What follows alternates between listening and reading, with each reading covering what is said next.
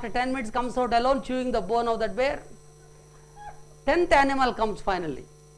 Like that it happens. The 10th one says, I want to see first what's happening. Now I know what's the game, now I want to see inside. So the door is open, curtain is open, there is a guy sitting like this. That guy is a lion. In a chair the lion is sitting. Moral of the story is, if you have a supporting boss behind you,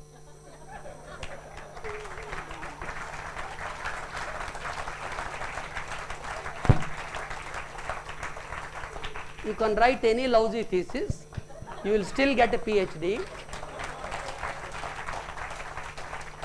For all of us who have been telling you since morning the stories and the success and accepting the differences is the first step. After accepting, the humility comes. That humility leads you to act on that. To act, you require support. That support comes from a boss who is called in the beginning parents. You have to cultivate your parents, you have to cultivate later your spouse, later your children, and then the regular bosses who come in the way. And when you become a CEO like me, I have been 20 years CEO. If you think CEO is the boss, let me tell you, he has all bosses below him. He is only namesake boss, but actually bosses below him. He is reporting to them.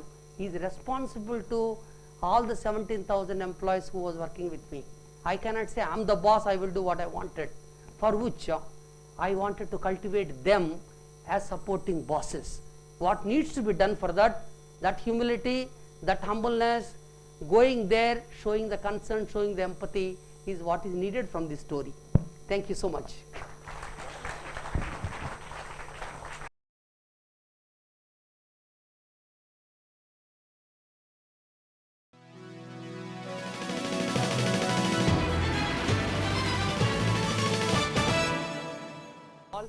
Come after grinding 14 years in school, then now you have stepped into your college environment.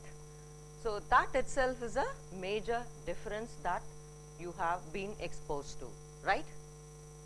So you would have come with expectations. So what has been the kind of expectations that would have come into your mind? All the troubles that I have had in school, I will never have in college. I have been a very bad student in school, but now I have a great opportunity to be an exemplary student, and of course the nagging principal will not be there, the teachers will not be annoying us anymore, and now we are going to be in a university where things are going to be absolutely different. So this must have been your fantasy, your imagination. Yes or no? Yeah. So I do not know whether it came true. Obviously fantasies remain as fantasy and they don't become any day truth. So it is always a fantasy. So now as adolescents, now you all have been late adolescents when you are stepping into your college. That means you are around 17 plus and not at 20. So till 19 years we call them as adolescents. So now what happens is, during this period you come with expectations, but things do not turn the same way. And also you have all come out of your sheltered environment, the so-called homes, into the college environment, where some of you would have come from faraway places to be here as students. So as students who are outside the home environment, you would suddenly feel the excitement of freedom. You need not have to be answerable to your parents anymore. Say for example, you need not tell them the minute to minute whereabouts of yourself. So that newfound freedom in a college environment is really, really exciting. And you come forward to look up to various kind of adventures that is possible when we have this kind of newfound freedom. And what happens in a college environment, especially when you are inside the campus, the subjects are new. It's no longer as comfortable as the school environment gives. The school gives just one textbook. That's it. If you're masters, it's fine. Then you are going to be completely into a new set of syllabus.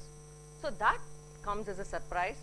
For those of you who are in this age group, there is something known as the risk-taking behavior.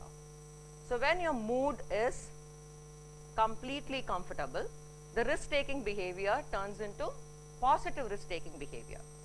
So those of you who would not have had any exposure at cultural programs in school, now it is an, okay, this is the last time I'm going to be a student in a college, so let me try my hand at cultural program. So all your guitar talents or your singing talents, which has been suppressed in school because there was always another student who would excel. So that student was favored. So but now in this college you have an opportunity. So some of you will get into cultural, and some of you who have been trying to show your sports activities would definitely want to get into the sports activities. Thank you. Oh, this circle. See, I'm having a boundary here. So now, so sports activities also you become enthusiastic about the sports activities, and you are trying your best in it.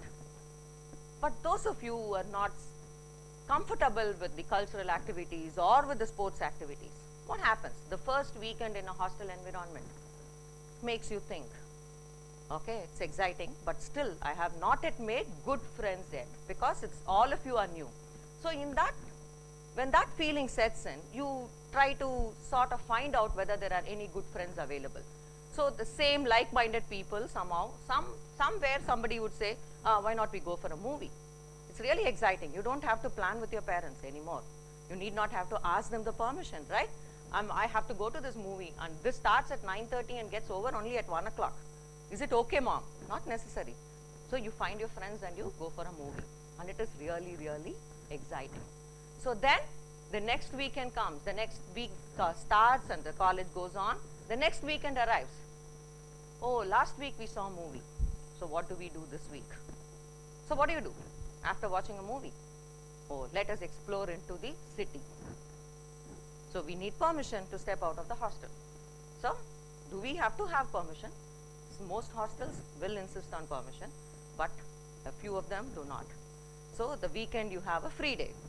So you get out into the city and get into the various malls.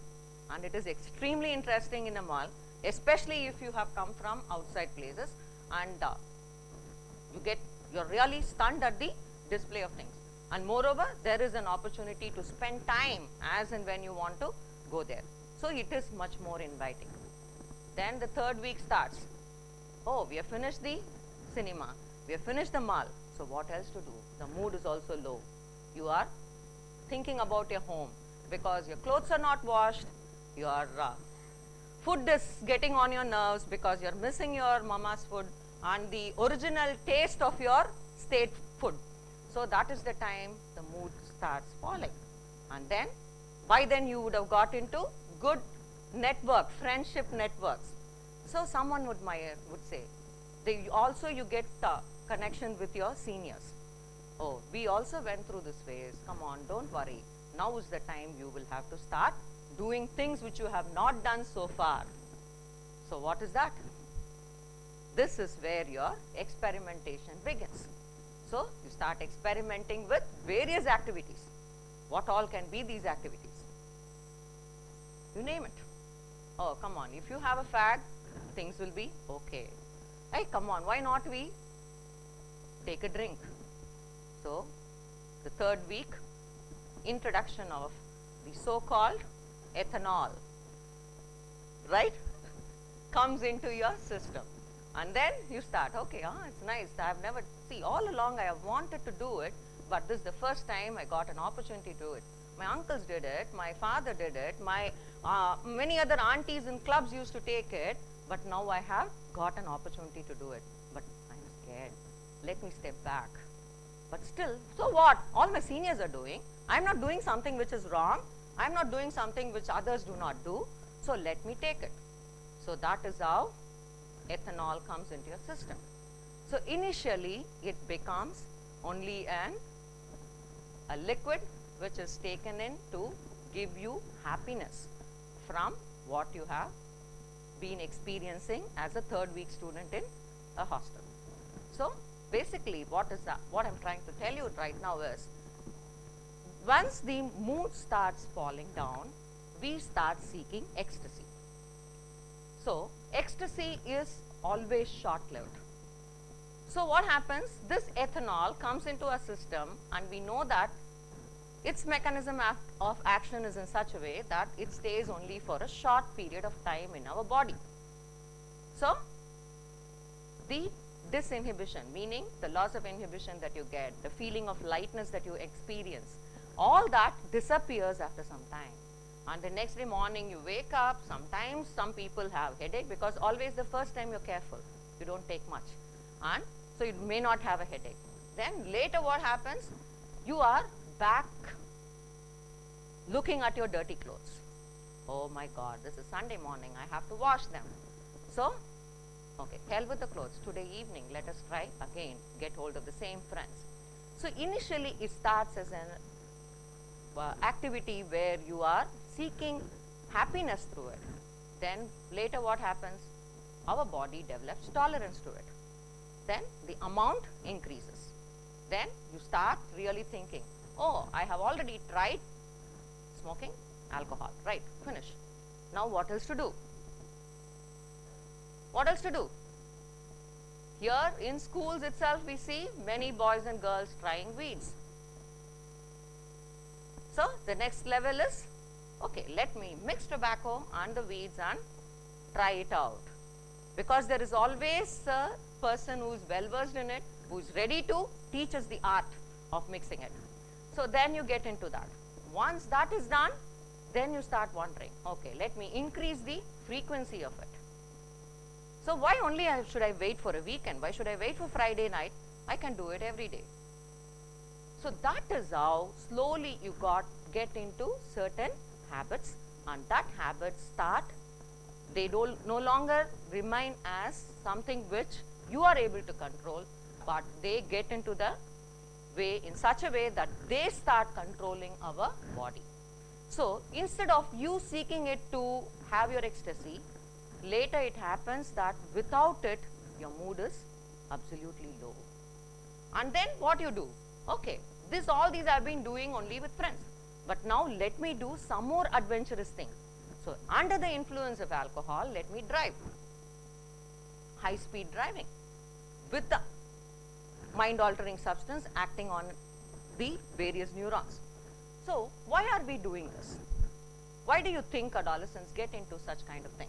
Or the other set of boys and girls will be, they will be seeing many boys and girls mixing with each other, just one-to-one having companionship. So why not I also try that? So you get into the relationship mode. So relationship, yes or no? Get into relationships or not? The first year relationships are really mind-boggling relationship, especially if you are coming from a boys only school or a girls only school. Exposure to the members of opposite gender is really amazing, because no one says you don't sit next to someone, or no one says that you cannot talk with each other. And the same thing, another thing is like, no one says do not get into the hostel, though the girls hostel and the boys hostel are kept separately. There is always provision for meeting in any college. So this is always there. So you really get into the habit of relationship. And the gadget, which is the gadget that all of you have, the cell phone. The cell phone is extremely interesting, because minute to minute we can, why only minute, second to second we can exchange messages with each other. And there are many instances when boys and girls have said, I received the first message from my girlfriend early in the morning saying good morning, and in the night, only after she wishes good night, I can go to sleep. Until then I keep awake to receive this good night. So that is the kind of addiction that develops. Why? Because you are missing people from back home. You are not able to communicate with your own set of people. So that is the reason why the sense of belonging. So those of you who are not socially inept, what do? Log into Facebook, keep chatting all night. Or the other movie addicts, what they do? They download movie after movie, watch all through the night. So these are certain behaviors that happen, and these are characteristic of those boys and girls who are able to sort of plan themselves and cope with it. But there is the other group of boys and girls who may not be able to cope with it at all. So what do? They start withdrawing themselves. They become the silent sufferers, and they may be the ones who would just brood within their room. They may not even mix, they may not even come for lunch and dinner outside. So those are the people who are vulnerable to self-harm themselves, and they really do not know what to do. And that is the reason for many suicides that happen in the first 1 year of college life. And then coming back to the people who are externalizing in behavior, where they really do stuff like either to substances or in relationships or adventurous activities, high-speed driving. And now we have come to an understanding that the sexualization is really very open and things like that. And in fact, one of the police officials, they did bring in this issue that there is absolutely no restriction as far as exposure of body parts is concerned. So because that is also going to give a lot of ecstasy. So ecstasy seeking becomes the norm. And why this is happening during adolescence? Why do you think it's happening? The adolescent period of brain development, there is the emotional part of the brain that only becomes really prominent. See, for example, the moment I know that I am holding a knife, I know that the knife is used to do plenty of things. One is to cut vegetables, cut fruits, as well as I can also cut my neck. So what tells me do not cut your neck? Something in the anterior part of my brain, which is known as the prefrontal cortex, that tells me don't do certain things because every action of yours has a consequence. So this part of the brain develops only by 22, 23 years of life. So until 22, 23 years of life, only the emotional part of the brain is in major work. So moment you feel that my mood is low, what you do? I have to maintain my mood to be happy. So that is the reason why you seek ecstasy. So that is the time you will have to think, okay, would I have done it if my parents have been near me, or if the person whom I really trust, it can be anybody, because this is the period you will have mentors in your life, you would have extra parental adult role models for whom you, like it can be even a teacher in your school, like if he or she comes to know, will she be happy if I'm doing? If this kind of question comes into your mind, that is the time. That is because it's an emotional question, right? Should I have to do this or not? Will my parents appreciate it? It's an emotional question. So now is the time you will have to think, okay, this is a question that has come into my mind. Does it mean that I have to wait? So once there is a question which makes you think that I am at a crossroad, should I have to go left or right? So that is the time I want you all to take a step back and think, is it going to be useful 5 years from now? Will I feel happy doing